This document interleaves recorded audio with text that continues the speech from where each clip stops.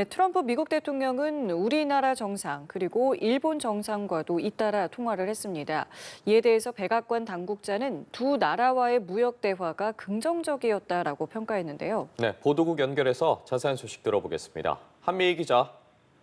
네, 캐비넷 백악관 국가경제위원회 위원장은 현지 시간 8일 폭스뉴스 인터뷰에서 세계 각국의 협상 요청이 쏟아지고 있다며 트럼프 대통령은 가장 가까운 동맹이자 무역 상대국인 일본과 한국을 분명히 우선하고 있다고 전했습니다.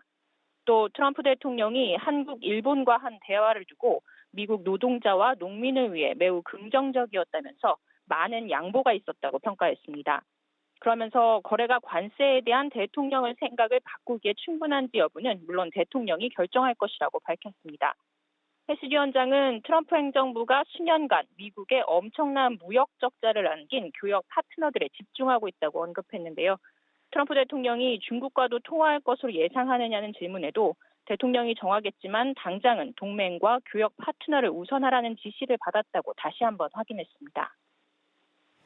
앞서 백악관 트럼프 대통령의 상호 관세 부과에 보복으로 맞선 중국에 100%가 넘는 관세로 재보복을 확인했죠. 그렇습니다. 백악관은 중국에 대해 104%에 달하는 관세를 현지 시간 9일부터 발효한다고 확인했습니다. 백악관 대변인은 보복 조치를 한 것은 중국의 실수라며 미국은 맞으면 더 세게 맞받아친다고 말했습니다.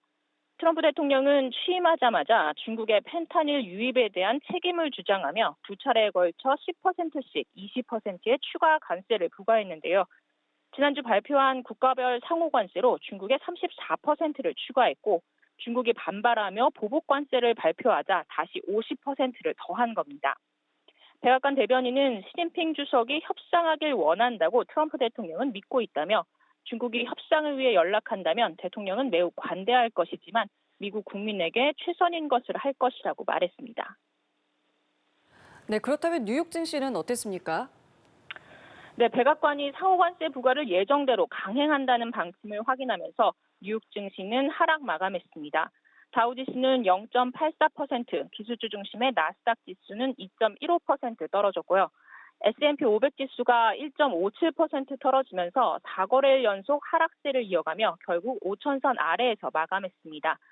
뉴욕 증시는 이날 오전만 해도 상호관세가 개별 협상을 통해 완화될 것이란 기대감에 저가 매수세가 유입되면서 큰 폭으로 반등 출발했는데요. 오후에 백악관이 중국에 대한 104% 관세 발효를 확인하면서 관세 완화에 대한 기대감은 급속도로 식었고 결국 장중 상승폭을 모두 반납하고 낙폭을 키워 하락 마감했습니다.